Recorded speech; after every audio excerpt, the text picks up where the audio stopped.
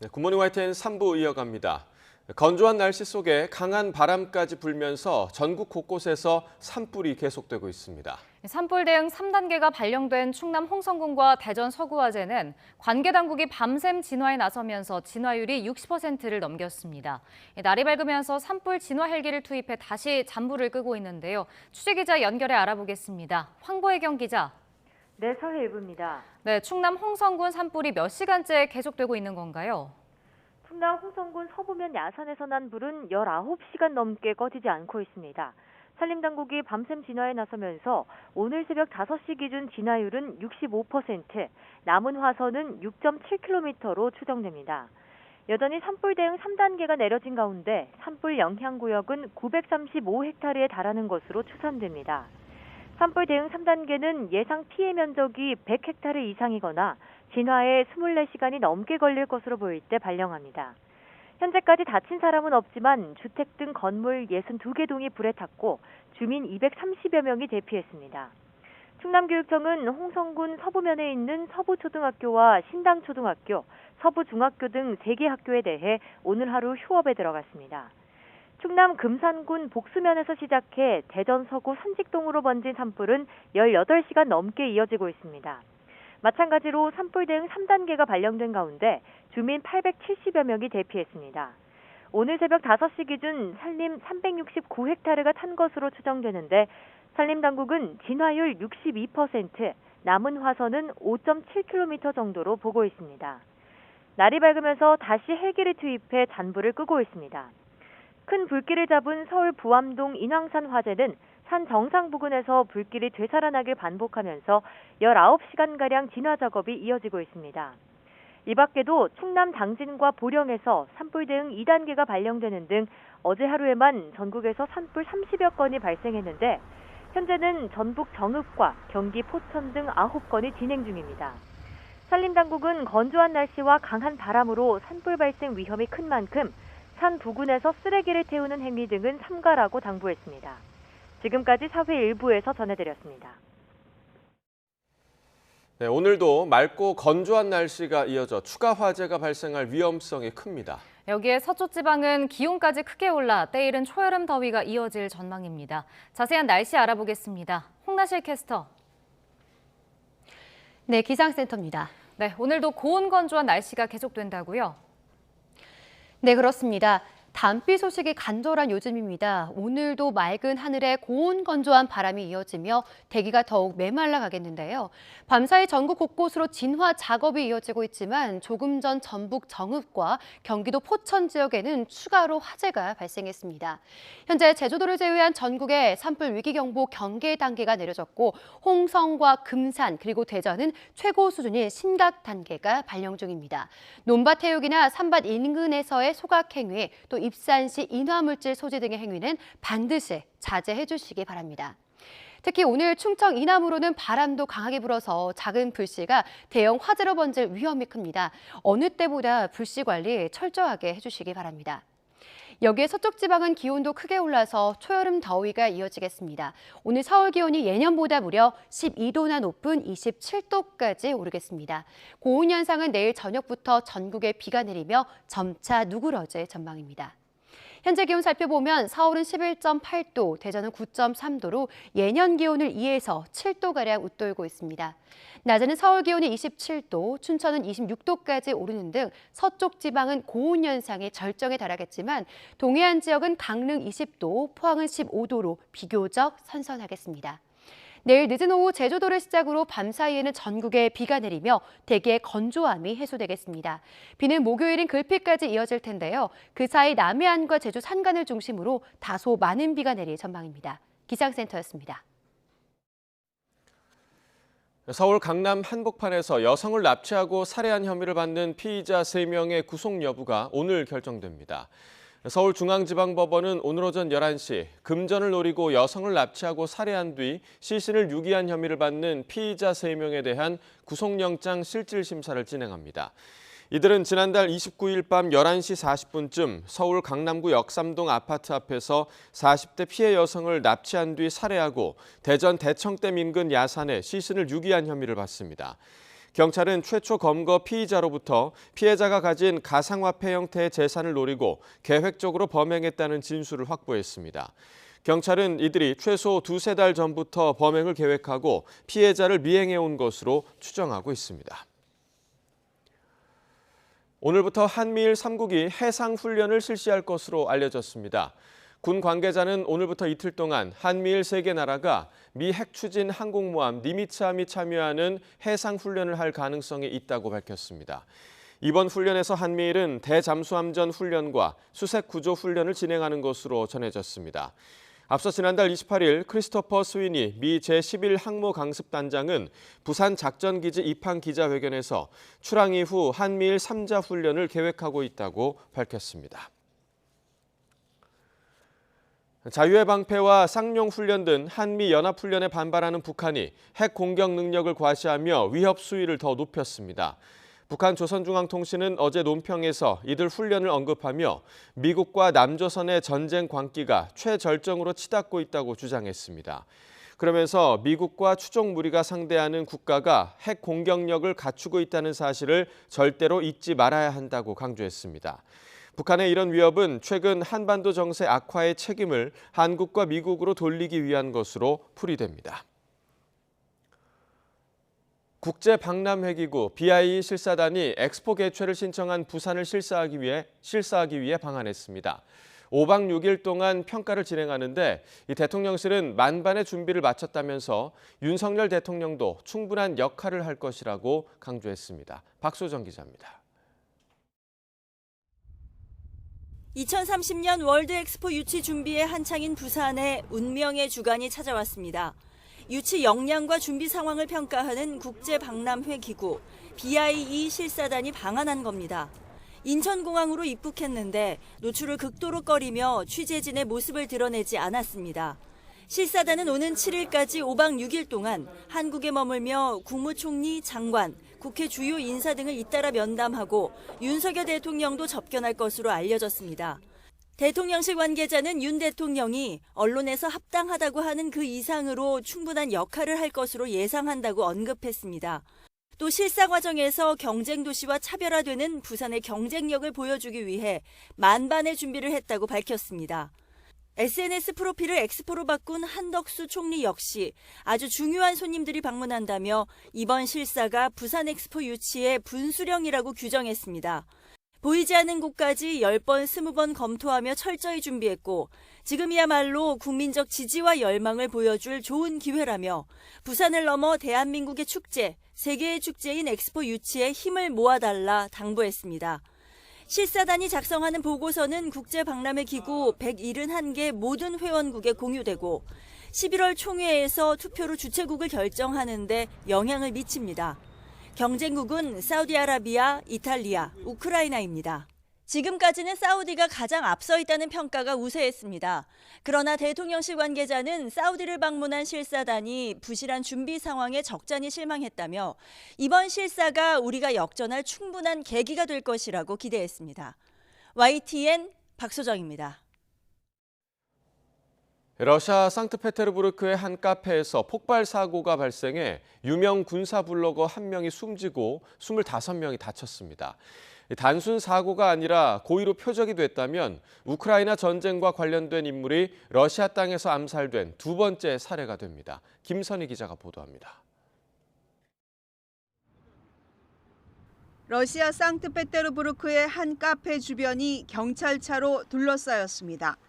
현지 시간 2일 이 카페에서 강력 폭약인 TNT를 쓴 것으로 추정되는 폭발 사고가 발생했습니다. 수사당국은 200g 이상의 TNT가 터지면서 강력한 폭발이 일어났다고 밝혔습니다. 이 사고로 유명 군사 블로거 1명이 숨지고 수십 명이 다쳐 병원으로 옮겨졌습니다. 2 апреля 2023 года в 18:13 в полицию Василеостровского района Санкт-Петербурга поступила информация о том, что в кафе на Университетской набережной, дом 25, произошел взрыв.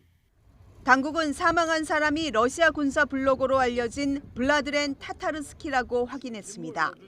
러시아군이 대부분을 점령하고 있는 우크라이나 도네츠크 출신으로 56만 명의 독자를 거느리고 있습니다. 그동안 꾸준히 러시아를 찬양하며 우크라이나 침공을 정당화해왔습니다. Все, всех победим, всех убьем, всех, кого надо, ограбим. Все будет, как мы любим. Давайте с Богом. 만약 그가 고의로 표적이 됐다면 우크라이나 전쟁과 관련된 인물이 러시아 땅에서 암살된 두 번째 경우가 됩니다. 지난해 8월 러시아 극우 민족주의자의 딸 다리아 두기나가 차량 폭탄 공격으로 숨진 바 있습니다. 타스 통신 등은 타타르스키가 카페에서 독자를 만나고 있을 때 한 여성이 조각상을 선물했다며 그곳에 폭발물이 들어있을 가능성이 있다고 추정했습니다. 러시아 국가수사위원회는 이번 사건을 사고사가 아닌 살인으로 규정하고 조사에 착수했습니다. YTN 김선입니다.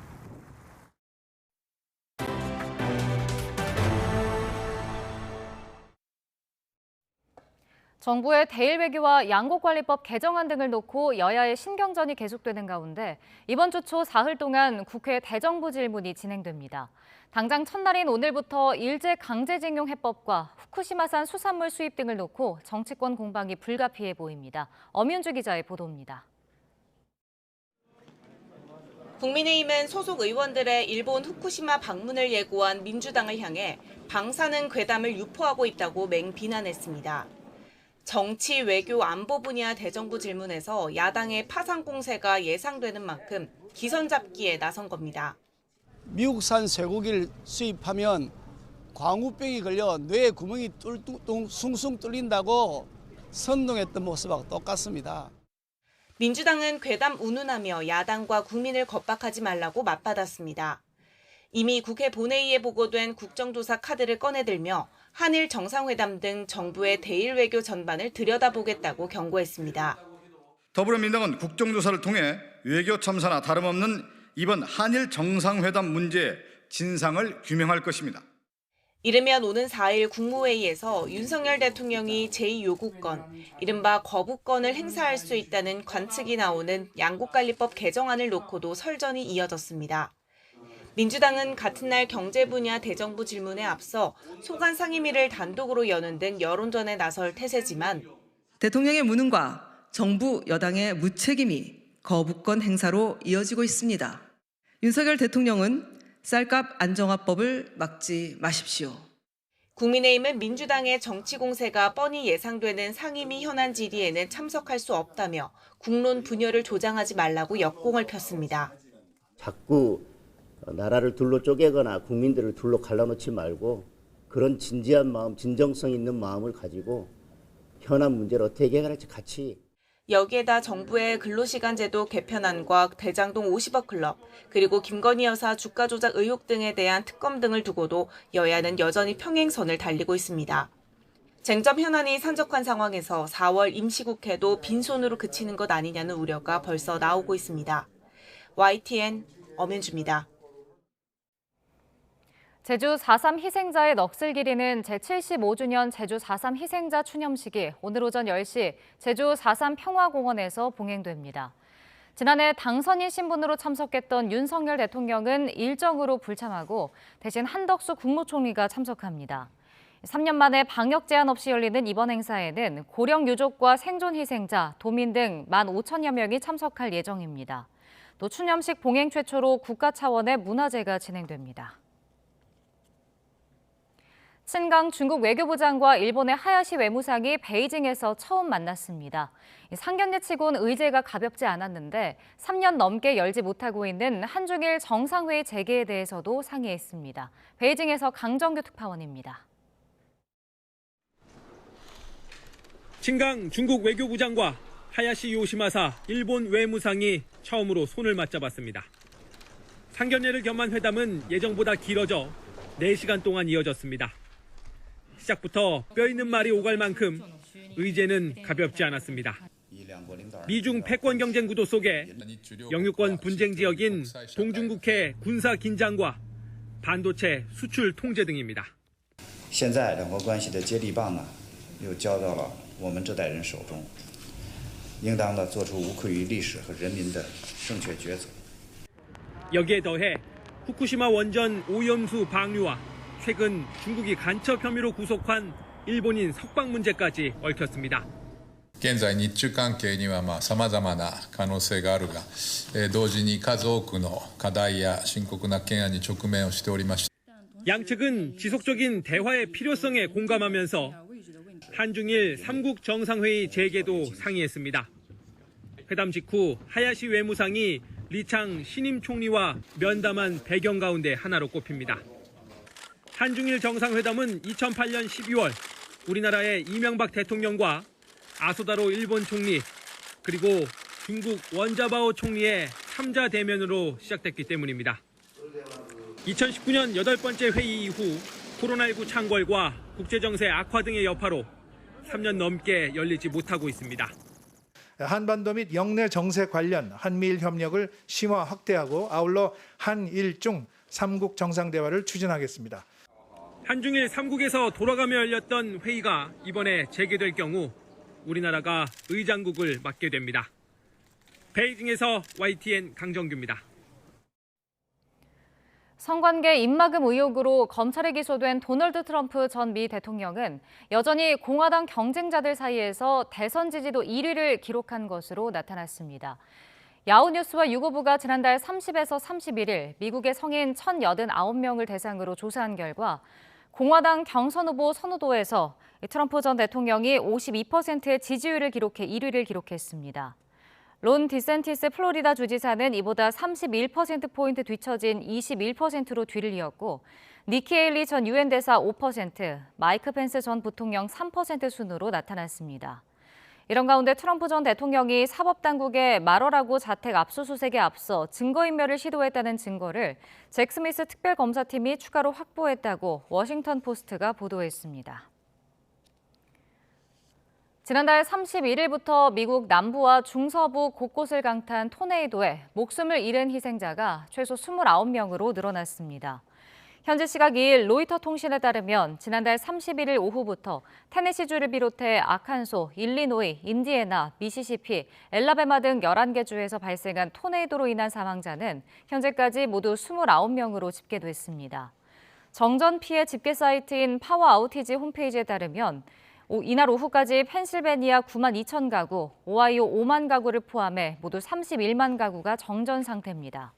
조 바이든 미 대통령은 성명을 통해 아칸소주의 토네이도 피해 지역을 중대 재난 지역으로 선포하고 피해 복구에 연방정부 차원의 모든 지원을 약속했습니다.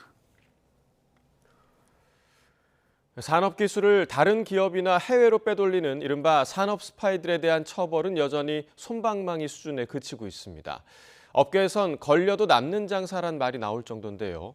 국가 경제에도 막대한 손실인 만큼 산업기술 유출을 막기 위한 법망이 더욱 촘촘해져야 한다는 지적이 나옵니다. 김혜린 기자입니다.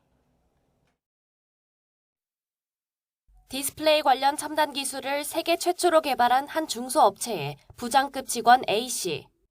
지난 2016년 4월 A씨가 퇴사한 뒤 알짜 기업으로 이름을 알리던 업체는 내리막길을 걸었습니다. A씨가 중국 기업으로부터 거액을 받고 업체 기술을 팔아넘겼기 때문입니다. A씨는 법정에 서게 됐지만 대법원에서 배임 혐의로 벌금형, 산업기술보호법 위반 혐의로 무죄를 확정받았습니다. A씨가 유출한 기술을 산업기술보호법이 정하는 산업기술로 볼 수 없다는 게 무죄 이유였습니다. 지난 5년 사이 국가정보원이 적발한 산업기술 해외 유출 사건은 모두 93건. 그 값어치는 25조 원대에 달합니다. 특히 이 가운데 3분의 1은 국가 안보와 경제에 영향을 미치는 국가 핵심 기술 유출 사건이었습니다. 하지만 기술 유출 범죄 대부분은 그야말로 솜방망이 처벌을 받습니다. 지난 2018년부터 올해까지 산업기술보호법 위반 사건 전체 82건 가운데 1심에서 무죄가 선고된 비율은 37%에 육박했습니다. 일반 사건의 무죄 선고 비율이 1% 내외인 걸 고려하면 눈에 띄게 높습니다. 그나마 유죄 판결을 받은 52건 가운데 실형은 단 8건. 나머지는 집행유예나 벌금형에 그쳤습니다. 이렇게 기술 유출 범죄 처벌 수위가 지나치게 낮은 원인으로는 양형 기준이 꼽힙니다. 지난 2019년 산업기술보호법이나 부정경쟁방지법의 법정형은 상향됐지만 실제 선고를 내릴 때 참고하는 양형 기준은 법정형의 절반에도 미치지 못한 채 6년째 그대로기 때문입니다. 게다가 유출된 기술이 지니는 가치나 피해 정도가 산정될 수 없다는 이유로 처벌을 피하는 경우도 부지기수입니다. 피해 규모는 막대한데 정확한 피해 규모가 산정되지 않는다는 이유로 오히려 피고인에게 유리하게 적용됐던 기본적으로 기술이 외부에 공개되는 것이 아니기 때문에 시장 가격을 산정하기 어렵고 또 이미 유출된 상황에서 유출되지 않은 가정적 상황과 비교하기도 어렵기 때문에 그렇습니다. 검찰은 이달 말 새롭게 구성되는 대법원 양형위원회에 산업기술 유출 범죄 관련 양형 기준을 상향 조정하는 방안을 제안할 예정입니다. 또 연구 용역을 통해 수사 단계에서 기술 가치나 피해 규모를 객관적으로 입증하는 방안을 마련할 방침입니다. YTN 김혜린입니다. 내년도 최저임금을 결정하기 위한 최저임금위원회 심의가 곧 시작됩니다. 특히 올해는 최저임금이 사상 처음으로 10,000원을 돌파할지 초미의 관심사인데 첫 회의부터 난항을 겪고 있습니다. 김연아 기자가 보도합니다. 법에 따라 지난달 31일 최저임금이 심의가 요청됐습니다. 하지만 올해 최저임금위원회는 출발부터 삐걱대고 있습니다. 교체위원 5명이 제때 임명장을 받지 못해 보통 4월 첫 주 열리던 첫 회의마저 연기된 겁니다. 정상 이런 건 없어요. 그냥 정상적으로 진행 중이다 이렇게만 말씀드릴 수 있어요. 그게 규정이 정해져 있는 그런 게 없어가지고. 현재 최저임금은 9,620원으로 시간당 10,000원을 목전에 두고 있습니다.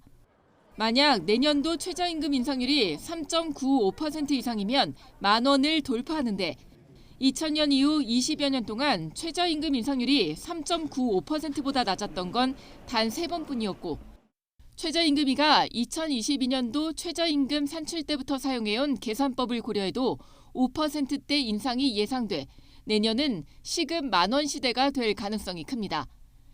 가파른 물가 상승에 노동계의 입장도 어느 때보다 강경합니다.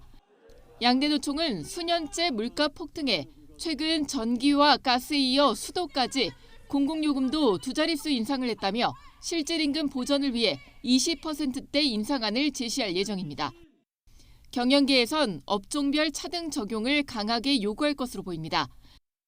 지난해 정부가 발주한 업종별 차등 적용 연구 용역 결과가 올해 최저심의위에 제출되는 데다 노동부 장관도 지역별 차등 적용은 어려워도 업종별 차등 적용에 대해서는 논의를 시작할 뜻을 내비치기도 했지만 노동계는 강하게 반대하고 있습니다.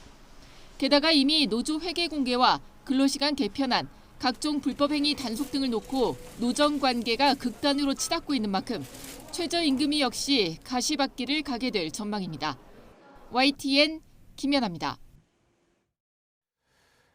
은퇴 뒤 한 달에 국민연금을 200만 원 넘게 받는 사람이 1년 새 4배 늘어서 5,000명을 넘어섰습니다. 국민연금공단이 발표한 국민연금 공표 통계 내용을 자세히 살펴보겠습니다. 지난해 12월 말 기준으로 노령연금을 월 200만 원 이상 받는 수급자는 5,410명입니다.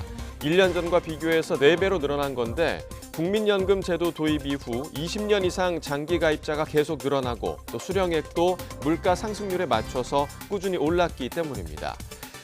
작년 말 기준 200만 원 이상 수급자의 98.5%는 남성이었고 여성은 78명에 그쳤습니다.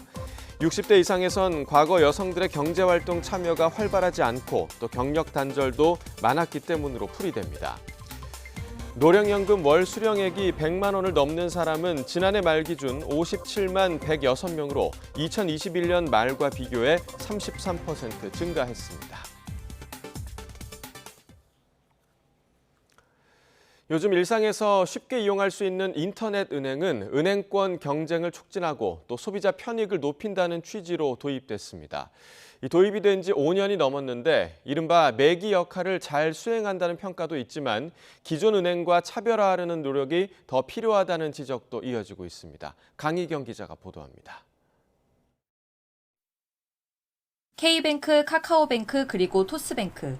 금융산업 경쟁과 혁신을 촉진하고 금융소비자 편익을 증대한다는 목적으로 인터넷 전문은행이 도입된 지 어느덧 5년을 훌쩍 넘겼습니다. 지난해 말 3사 합계 기준 총자산이 80조 원에 육박할 정도로 빠르게 성장했습니다.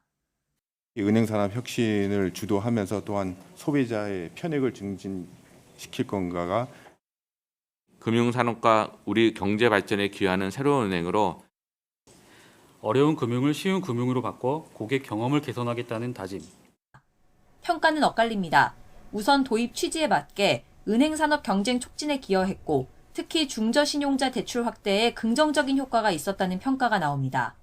조금씩 다른 비즈니스 모델을 추구하면서 모두 나름대로 성공적으로 시장에 안착했다. 중저신용자 대출이라는 부분에서 역할을 해주고 있는데 그러나 초기에 보였던 혁신이 갈수록 줄어드는 만큼 차별화 노력이 더 필요하다는 쓴소리도 이어지고 있습니다. 혁신 기업에 대한 대출이나 하여튼 새로운 금융 서비스를 개발하고 새로운 시장을 개척하고 이런 거에서는 좀 더 앞으로 계속 노력하실 거라고 보고요. 최근에는 은행권 과점 해소 논의와 맞물려 관심이 커지고 있습니다. 특히 신규 은행 추가보다는 인터넷 은행의 도입 취지를 살리는 게 중요하다는 의견도 나옵니다. 5대 시중은행들의 규모가 다 굉장히 크고요. 이런 상황에서 은행을 몇 개 더 넣어서 경쟁을 촉진시킬 거냐. 이 부분도 상당히 효과는 제한적일 것 같다라는. 은행권 제도 개선 TF를 출범한 금융당국은 인터넷 은행 경쟁력 제고 방안에 대해서도 논의를 이어가고 있습니다. 비금융 데이터를 좀 더 편하게 확보해서 본업인 금융업을 잘할 수 있는 방법, 해외에 진출을 함에 있어서 현행 우리 관련 규제가 엄격한 게 있는 거 아닌지. 내기 역할을 제대로 수행하도록 각종 규제 완화를 검토한다는 방침이어서 조만간 나올 TF 개선안에서 인터넷 은행이 어떤 역할을 맡을지도 관심입니다. YTN 강희경입니다.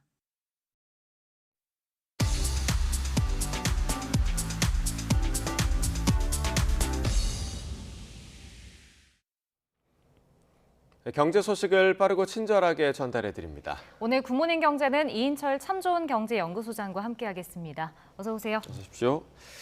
자, 미국이 G7 국가의 공동 대응을 제안했습니다. 그러니까 내용을 보니까 중국이 경제력을 활용해서 외압이나 압력 행위를 할 경우에 관세 공동 인상을 하자 이런 대응을 제안을 했는데 이 부분 좀 어떻게 좀 보시나요? 그렇습니다. 그동안 미국은 트럼프 행정부 시절부터 대중국 관세에 대해서는 독자적으로 해왔습니다. 그런데 G7 국가와 공조를 하게 되면 훨씬 더 효과가 있다라는 판단으로 아마 5월 일본에서 열리는 히로시마 G7 정상회의 의제로 아마 이 의제가 들어갈 것 같은데요. 중국의 경제 위압에 대해서 공동 대처하자라는 취지인데 지금 미국 정부와 이제 연방 의회 차원에서 어떤 법안이 지금 논의가 되고 있느냐. 중국에 대한 대항 조치로 수입 관세를 인상하는 등의 국내법 정비를 검토하고 있는데 특히 특정 국가에 대해서 자국의 뜻을 관철하기 위해서 경제적 압박을 가한다. 이럴 경우에는 미국이 이제 이 강력한 조치를 시행할 수 있게 되는데 그렇게 경제 압박을 받은 국가에 대해서는 자금, 금융 지원뿐만이 아니라 관세까지 낮춰서 미국이 수입을 더 늘려주겠다는 겁니다. 그러다 보니까 우리도 사실은 사드 보복이라는 굉장히 좋지 않은 중국의 보복 조치를 당한 경험이 있는데 이게 좀 역사가 좀 깊어요. 2010년에는 일본이 센카쿠 열도에 일어난 이제 어선 충돌 사고를 이유로 당신의 일본이 굉장히 히토류에 대한 대중국 의존도가 높으니까 이거 수입을 차단했습니다. 그리고 2018년에는 호주가 비슷하게 당했거든요. 5세대 이동통신에서 이제 하웨이 참여를 배제하니까 호주산 석탄 등 10개 품목에 대해서 관세를 높게 부과한 바가 있는데 이렇게 공조하자라는 거니까 아마 미국이 단독으로 하는 것보다는 오히려 다자간 협력을 하게 되면 효과가 더 크다라는 판단을 한 것으로 보이고 또 피해를 입은 국가도 독단적으로 중국과 맞서기에 너무 이제 중국이 커버렸기 때문에 아마 이번 5월 회의에서 굉장히 공조할 가능성이 상당히 좀 높아 보이는 사안인데 그럼에도 불구하고 우리와 같은 이제 처지 있는 국가들은 눈치를 볼 수밖에 없는 상황입니다. 네. 자, 국내 소식도 살펴보겠습니다. 지금 시중은행 예금금리가 이제 3%대로 내려앉았습니다. 우대금리 포함해서 조건을 충족해도 겨우 3% 넘는 것 같은데 이거보다 낮은 경우도 많잖아요. 맞습니다. 소비자들 불만이 좀 많아질 수밖에 없겠어요. 그렇습니다. 2월 달 이제 예금은행들의 이제 저축 평균 예금금리를 좀 따져봤더니 인하폭이 0.29%포인트예요. 그럼 대출금리도 그만큼 내렸느냐? 절반만 내렸습니다. 0.14%포인트만 내려서 오히려 예대 마진차가 더 벌어진 거예요. 그동안 뭐 공공재다 그리고 뭐 성과급 잔치한다 여러 가지 이제 이 정치권의 압박이 있었음에도 불구하고 예대 마진 차가 더 벌어지고 있다라는 건 분명히 좋지 않은 징후인데요. 물론 뭐 이제 대출 금리도 하단 최저 금리는 많이 내렸어요. 네. 특히 이제 이 주택담보대출의 이제 혼합형 고정형이라고 하는 5년 동안 고정이고 이후에 이제 자동 변동으로 바뀌는 이 혼합형의 경우에도 하단이 0.75%포인트 낮아져서 3.6%대입니다. 하단이. 물론 뭐 상단은 아직도 5.8%가 높습니다만 이것은 바로 이제 지표금리인 은행채 5년물 금리가 상당히 많이 내렸기 때문에 그런데요. 뭐 물론 뭐 그런 데다가 이제 은행이 돈 젠찬다라는 이제 이 비난을 받으니까 가상금리를 조금 낮춘 것도 이제 이 지금 그 전체적인 대출금리 인하의 한 몫을 차지하고 있는데 이러다 보니까 지금 정부가 추진하고 있는 4%대 특례보금자리론 네. 이게 소득에 상관없이 9억 원 이하의 경우에는 이제 굉장히 4%대로 장기적으로 고정금리로 가져갈 수 있는 상품인데 야 그러면 주택담보대출 뭐 은행에서 파는 혼합형은 3.6%대로 떨어졌는데 정부가 팔고 있는 건 4%대네. 네. 이러다 보니까 좀 머쓱해진 감이 없지 않아 있습니다. 근데 이렇게 예금 금리와 대출 금리가 동시에 내린 건 동전의 양면이에요. 대출자들한테는 이자 부담이 좀 덜어졌다라는 데서는 긍정적이지만 그러나 이제 물가를 잡아야 되는 하는 입장에서는 야 금리를 기준금리를 올려도 예금리와 대출금리가 낮아버리게 되면 효과가 반감되거든요. 그런 측면에서 아마 상당히 한은의 고민은 깊어지는 대목입니다. 예. 또 그 20, 30대가 이제 아파트를 매입하는 그 비중이 25개월 만에 지금 최대치를 기록했거든요. 그러니까 확실히 그 대출 금리가 낮아졌거나 이런 부분들이 좀 영향을 미쳤을까요? 그렇습니다. 이 정부가 이제 실수요자를 위해서 대출 규제를 푼 것이 이제 조금 이 주택 가격이 조금 이제 저렴하거나 아니면 이제 9억 원이라는 상한선에 좀 밑도는 이런 지역의 경우에는 지금 20, 30대의 아파트 매입 비중이 2년여 만에 최고치를 기록하고 있습니다. 한국부동산원에 따르면 지난 2월입니다. 20대 이하 30대의 전국 아파트 매입 비중은 31.96%포인트를 차지했는데요. 이게 한 달 전에 비해서 2%포인트 늘어난 수치로 25개월 만에 최고치입니다. 서울도 세 채 가운데 한 채, 34%를 차지했거든요. 특히 이들이 선호하는 지역을 봤더니 서울은 강서구예요. 강서구의 매출 비중은 절반이 넘습니다. 54%가 20대, 30대가 매입을 하고 있는데 여기는 9억 원 이하의 아파트가 많고 최근에 이제 시세보다 좀 저렴한 매물들이 늘어나다 보니까 젊은 층이 이제 매입에 나서고 있는데 실제로 지금 대출 문턱이 많이 낮아졌거든요. 지난해 말부터 15억 원을 초과하는 이제 고가 주택에 대해서도 주담대가 허용이 됐고요. 그리고 1월 말부터는 소득에 상관없이 9억 원 이하 주택의 경우에는 최대 5억 원까지 최장 40년까지 연 4%대 고정금리로 빌려주는 특례 보금자리론이 신설됐습니다. 특히나 이제 생애 최초 주택을 구입한다 이럴 경우에는 주택 가격의 80%까지도 대출해주고 있거든요. 자 그러다 보니까 이제 자금 조달이 좀 쉬워진 것들이 이런 주택 매수에 영향을 미치고 있는데 그럼에도 불구하고 지금 이런 이제 20, 30대 매수세가 지속해서 이어질 거냐 이 부분은 의문이에요. 왜냐하면 아직도 올해 부동산 가격 하락 전망이 더 우세하고요. 여기에다가 이제 단기적으로 은행의 유동성 위기가 어떻게 진화될지 모르고요. 또 경기 침체 가능성이 여전하기 때문에 MZ세대들이 계속 리스크를 감내하면서도 추가적으로 매수할지 여부는 좀 지켜봐야겠습니다. 네. 그리고 또 오늘부터 LH가 매입 임대주택 청약 접수를 받는데 이게 대상이 청년과 신혼부부인 거죠? 그렇습니다. 청년과 신혼부부를 대상으로 한 매입 임대주택 4,400여 호에 대한 청약 접수가 이제 오늘부터 시작이 되는데 이게 용어에서 알 수 있습니다. 매입해서 임대주택으로 내놓는다라는 거거든요. 특히 청년과 신혼부부가 대상인데 청년 매입 임대주택이 2,000호 남짓 그리고 매입 임대주택이 2,300여 호 정도가 됩니다. 지역별로 이제 수요가 높은 주로 이제 서울, 경기, 인천과 같은 수도권에 많고요. 청년 매입 임대주택은 만 19세부터 39세 청년이 대상입니다. 임대 조건이 인근 시세의 40에서 50% 수준, 최장 6년까지 거주가 가능하고요. 또 신혼부부 매입주택은 결혼 7년 이내 신혼부부, 예비 신혼부부까지 가능합니다. 대신에 이제 두 가지 타입이 있는데요. 신혼부부 원 타입은 다가구 주택입니다. 그러니까 시세 한 30-40% 정도로 공급을 하게 되고요.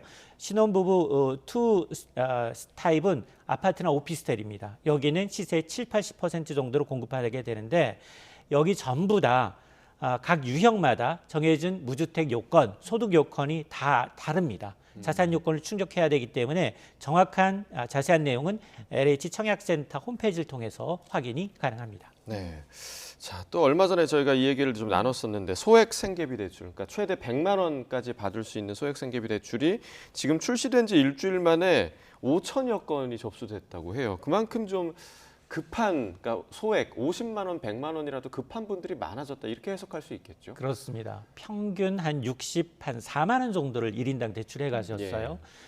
그리고 전체 대출의 절반 이상이 30대, 40대라는 것도 충격적이었습니다. 그만큼 이게 제도권 금융회사의 문턱을 넘지 못하고 굉장히 취약한 계층들이 많다라는 얘기인데요. 소액 생계비 대출은 대법제조차 이용 못하는 불법 사금융을 이용하고 있는 이 취약계층을 대상으로 해서 한도 100만 원입니다. 처음부터 100만 원을 내주는 게 아니라 50만 원. 그리고 이제 이자를 잘 갚아나가면 최대 100만 원까지고요. 처음에 의료비와 같은 긴급한 자금이 필요할 경우 100만 원도 가능합니다. 그런데 대출 한도가 이제 이 100만 원인데 금리가 상당히 높아요. 연 최고 15.9%에서 출발합니다. 물론 금융교육을 이수하거나 그리고 이제 이 6개월 정도 잘 이자를 납입할 경우 최저 연 9.4%까지 낮아지는데 문제는 이게 초기 이제 재원이 1,000억 원이거든요. 1,000억 원이라고 하면 1인당 100만 원씩이 하면 10만 명밖에 해당 사항이 없기 때문에 이미 지금 사주치 예약이 다 차 있고요. 그러다 보니까 지금 금융당국은 이제 너무 깜짝 놀랐어요. 이렇게 수요가 많은지를 몰랐는데 어쨌든 이제 올해 1,000억 원으로 계획하고 있던 대출 재원을 더 확대하는 방안을 검토하고 있습니다. 네, 놀라운 결과였던 것 같습니다. 굿모닝 경제 여기까지 듣겠습니다. 이인철 소장과 이야기 나눠봤습니다. 고맙습니다.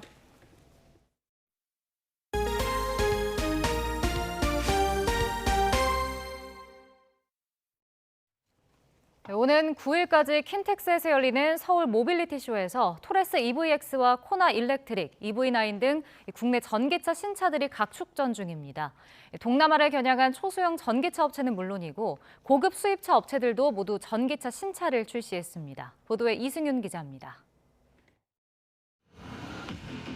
쌍용 자동차가 KG 모빌리티로 이름을 바꾸고 준중형 돌풍을 일으킨 토레스의 전기차 EVX를 출시했습니다.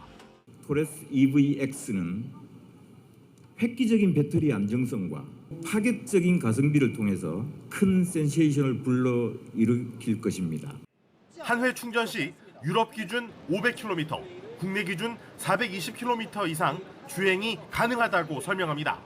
기존의 토레스는 눈이 오면은 이 눈덩이에 전조등이 붙여서 잘 보이지 않는다는 비판을 받아왔습니다. 그래서 이번에 새로 나온 토레스 전기차 EVX는 보시는 것처럼 전조등 디자인을 대폭 개선했습니다. 현대자동차는 정부 인증 기준 동급 최대인 한 회 충전 시 410km 이상 주행 가능한 D-올류 코나 일렉트릭을 출시했습니다. 기아의 EV9은 한 회 충전 시 500km가 넘는 주행과 2열 좌석이 180도와 270도까지 회전해 실내 공간 재배치가 가능한 게 강점. 초소형 전기차를 만드는 마스타 자동차는 다마스와 라보를 대체할 적재 중량 200kg의 전기 트럭을 출시했습니다. 조만간 소상공인들과 400대 공동 구매 계약을 체결한 데 이어 수출까지 나섭니다. 인도네시아와 현금 수송 전기차 4,000대, 필리핀과 전기버스 300대 수출을 계약한 겁니다. 2030년에는 전 세계 50개 나라에 연간 500대의 전기 자동차를 공급하는 것이. 메르세데스 벤츠는 전기차 중 고급 비즈니스 SUV를 비롯한 7개를 전기차로 채우며 전동화 의지를 강조했습니다. 포르쉐는 스포츠카 출시 75주년을 맞아 첫 스포츠카 포르쉐 356을 오마주한 컨셉트카 비전 357을 아시아 최초로 공개했습니다. YTN 이승윤입니다. 경찰청 국가수사본부가 국내 체류 외국인 수가 코로나19 이전 수준을 회복하면서 오는 7월 초까지 외국인 범죄 집중 단속에 들어갑니다. 중점 단속 대상은 출입국 사범이나 불법 외환거래, 강도와 폭력, 투자 사기, 도박과 범죄단체 구성 등입니다. 최근 외국인 범죄가 마약류나 도박장 등 불법 사업을 운영하는 형태로 진화하고 세력 간 이권 다툼까지 벌어지면서 범죄 진흥화와 광역화를 차단하기 위해 더 강력 대응할 방침입니다. 동물원을 탈출했다가 복귀한 얼룩말 세로가 온라인 공간에서 패러디까지 등장하며 여전히 화제입니다. 하지만 일각에서는 그저 귀여운 일탈로 웃고 넘길 게 아니라 동물을 가두는 문화 자체를 되돌아보는 계기로 삼아야 한다는 목소리가 나오고 있습니다. 보도에 송재인 기자입니다. 서울 도심을 발칵 뒤집었던 4살 배기 얼룩말 세로의 동물원 탈출 소동. 호랑말이 뛰어가 깜짝 놀랐어. 어린 나이에 부모를 연달아 잃고 힘들어했던 사연이 공개되자 동정과 함께 더 큰 관심을 받았습니다. 세로의 모습을 패러디한 사진과 영상도 쏟아지고 있습니다. 서울 어린이 대공원 측도 세로의 여자친구를 만들어주겠다고 밝히며 귀여운 소동으로 마무리되는 분위기인데 전문가들은 마냥 웃고 넘길 일만은 아니라고 입을 모읍니다. 서식 반경이 수백 킬로미터에 이르는 얼룩말이 좁은 동물원에 갇혀 오로지 부모에게만 의지해야 했던 환경이 진짜 문제라는 겁니다. 분집을 이뤄서 해야 되는데 유일하게 또 있었던 부모들이 다 떠났잖아요. 그러다 보니까 아이가 홀로 남겨지고 그로 인해서 더 이 스트레스가 가중될 수밖에 없는 구조죠. 어린이 대공원 홈페이지에도 외로움을 달래준다며 짝을 지어주는 것보다 더 근본적인 해결책이 필요하다는 글이 잇따르고 있습니다. 무엇보다 인간의 볼거리를 위해 동물을 가둬두는 문화가 옳은 건지 다시 생각해봐야 한다는 의견에도 힘이 실립니다. 전시동물의 불행한 삶 그 자체에 공감하는 시민들이 행동하고 의견 피력을 굉장히 많이 해주셨다고 생각이 들고요. 구조, 치료, 돌봄이 가능한 시설로 변화한다고 했을 때 거기에 반대할 시민들이 얼마나 있겠느냐. 동물원 폐지 목소리가 꾸준히 나오며 국내에서도 이미 대안적 시도가 등장했습니다. 증강현실 기술을 이용한 동물 없는 동물원이 4년 전부터 일부 지역에서 운영되고 있습니다. 동물권을 둘러싼 사회적 공감대가 커진 만큼 전시 목적의 동물원이 과연 필요한지, 순전히 인간의 이기심을 위한 건 아닌지 진지하게 고민해볼 시점이라는 지적이 나옵니다. YTN 송재인입니다. 프로배구 한국도로공사가 챔피언 결정전 2차전에서 흥국생명을 꺾었습니다. 2패 뒤 1승을 거둔 도로공사는 추격에 시동을 걸었습니다. 보도에 이지은 기자입니다. 벼랑 끝에 몰린 한국도로공사가 안방에서 반격에 나섰습니다. 1세트를 흥국생명에 빼앗겼지만 2세트에 투입된 신예 이혜은의 결정적인 서브 에이스가 흐름을 바꿨고 에이스 박정아의 연속 득점으로 승부를 원점으로 돌렸습니다. 접전이 이어진 3세트. 이혜은의 서브 에이스와 캣벨의 활약이 이어지면서 이번에도 도로공사가 웃었습니다. 역전극은 4세트에서도 계속됐습니다. 동점 상황에서 연속 득점에 성공하며 첫 승을 따냈습니다. 박정아가 24점을 올렸고 캣벨이 21점을 기록했습니다.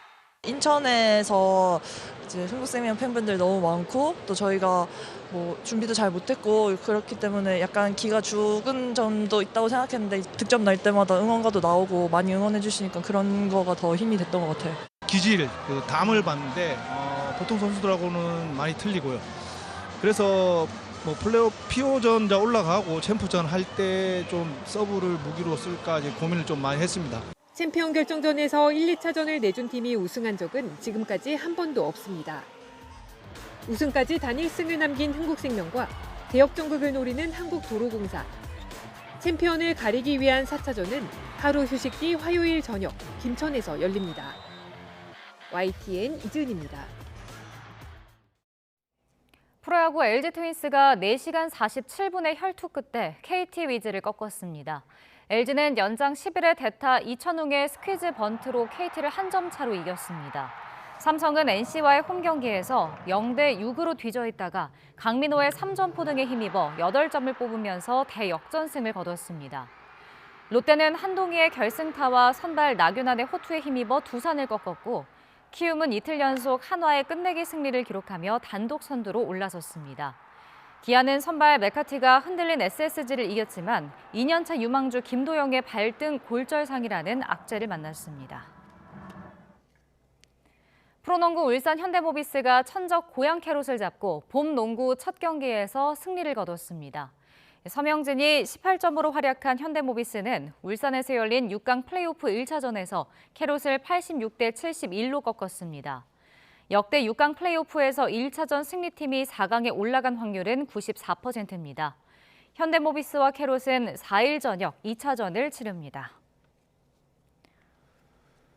전남 완도가 해양치유 관광 중심 도시로 떠오르고 있습니다. 올해부터 관련 시설이 본격 운영됨에 따라 비전 선포식도 열렸는데요. 완도군은 해양치유와 국립난대수목원, 국립수산박물관을 3대 축으로 관광객 1,000만 명 유치를 목표로 하고 있습니다. 김범한 기자가 보도합니다. 해조를 주제로 한 첫 국제 박람회가 열린 전남 완도입니다. 해상왕 장보고 대사의 얼이 서려 있는 완도는 해양치유 산업을 선점해 이미 해양기후치유센터 등이 들어섰습니다. 해양치유의 핵심 시설은 바닷물과 갯벌, 해조류 등을 활용한 16가지의 치유요법 시설을 갖추고 조만간 시범 운영에 들어갈 예정입니다. 이를 앞두고 완도의 해양치유 관광 활성화를 위해 대대적인 비전 선포식이 열렸습니다. 완도섬 관광청이 발족했고 완도군과 여행사 등은 관광객 유치에 함께 힘쓰기 위해 업무 협약을 했습니다. 저는 완도 처음에 왔을 때 너무 흥미롭다고 그리고 콘텐츠도 많이 만들 수 있다고 생각했어요. 해양치유는 깨끗한 해양 환경과 바닷바람, 바닷물, 갯벌, 해조류 등 해양 자원을 활용해 심신을 치유하는 건강 증진 활동을 말합니다. 100대 국정 과제로 선정된 해양치유 산업은 관광객 100만 명 유치로 고용 창출 3만 명의 경제적 파급 효과가 4조 원에 이를 것으로 전망됩니다.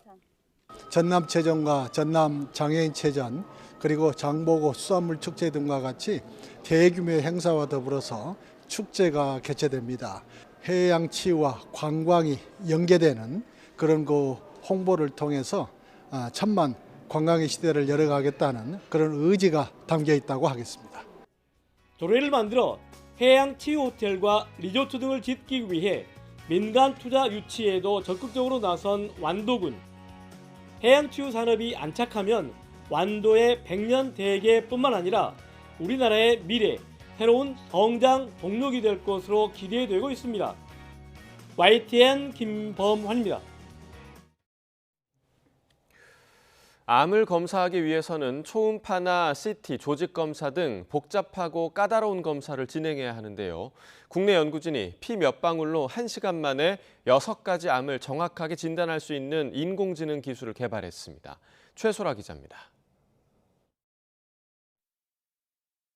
우리나라 국민 3명 중 1명꼴로 평생 한 번은 암에 걸립니다. 암은 치료를 일찍 시작할수록 생존율이 높아지는데 조기 발견은 쉽지 않습니다. 특히 여러 암을 한 번에 진단하는 방법이 없어 각 장기에 대해 일일이 정밀 촬영과 조직 검사를 해야만 진단이 가능합니다.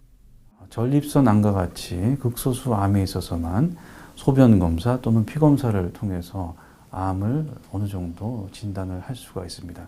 따라서 그 외의 암은 좀 더 복잡한 영상 진단 기법을 이용해서 진단하기 때문에 그만큼 초기에 진단하기 어려운 점이 있습니다.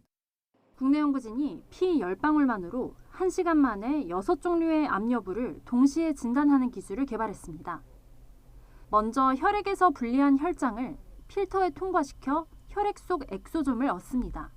엑소좀은 세포가 분비하는 주머니로 RNA와 DNA, 단백질 등을 담고 있는데 암세포의 경우 구성물질의 변화가 생깁니다.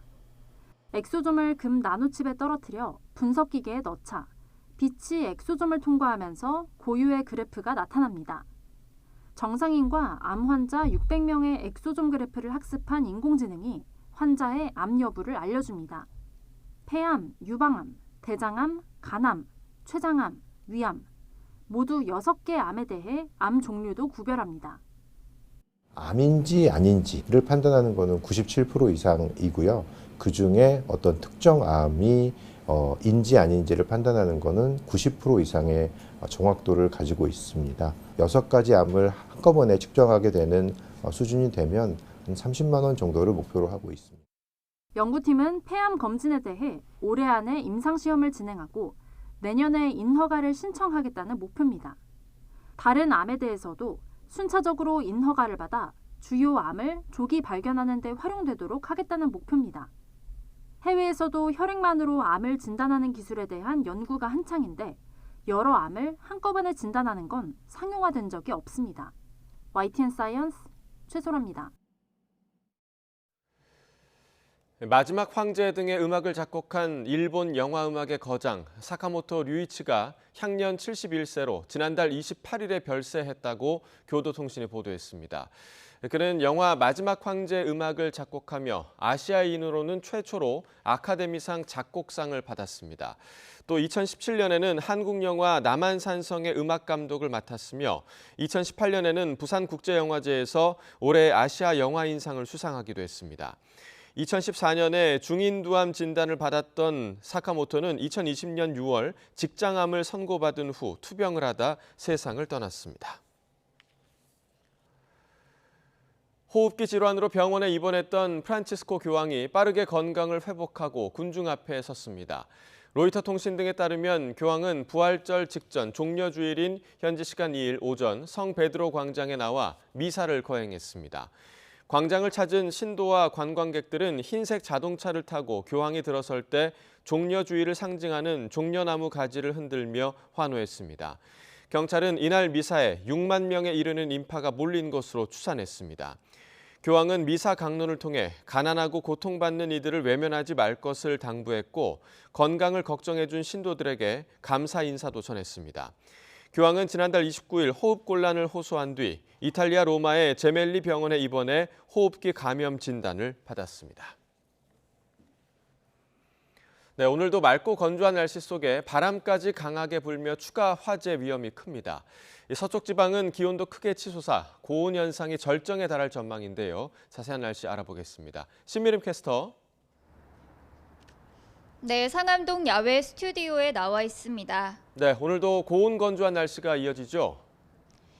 네, 연이을 맑은 날씨가 이어지면서 대기가 바짝 메말라가고 있습니다. 이 동풍이 태백산맥을 넘으면서 서쪽 지방을 중심으로 고온 건조해지고 있는 건데요. 오늘 서울의 한낮 기온은 무려 27도까지 오르면서 때 아닌 초여름 더위가 절정에 달하겠고요. 내일 전국에 단비가 내리기 전까지는 대기가 무척이나 건조하겠습니다. 크고 작은 화재 사고가 계속 잇따르고 있는 만큼 불씨 관리도 철저히 해주셔야겠습니다. 휴일인 어제는 전국 곳곳에서 30여 건에 달하는 화재 사고가 동시다발적으로 발생했습니다. 지금도 서울 인왕산과 충청, 호남 곳곳으로 여전히 진화 작업이 계속되고 있는데요. 특히 제주도를 제외한 전국에 산불 위기경보 경계 단계가 내려졌고요. 충남 홍성과 금산 그리고 대전에는 최고 수준인 심각 단계가 발령 중에 있습니다. 논밭 태우기와 산림 인근에서의 소각행위, 입산 시 인화물질 소지 등의 행위는 반드시 자제해 주셔야겠습니다. 오늘 낮 기온은 서울이 27도, 춘천이 26도 등으로 서쪽 지방은 올봄 최고 기온을 기록하겠고요. 동풍이 불어드는 동해안 지역은 강릉이 20도, 포항이 15도 등으로 비교적 선선하겠습니다. 내일 오후부터 목요일인 글피까지 전국에 건조함을 해소해줄 단비가 내리겠는데요. 비가 내리면서 고온 현상도 누그러질 전망입니다. 오늘 오후까지 충청 이남 지방을 중심으로는 초속 15m가 넘는 매우 강한 바람까지 불겠습니다. 산불 등 대형 화재가 발생할 수 있는 만큼 불씨 관리 철저히 해주셔야겠습니다. 지금까지 YTN 신미림입니다. 이상으로 월요일 굿모닝 YTN 마칩니다. 잠시 후 뉴스라이더가 방송됩니다. 시청해주신 여러분 고맙습니다.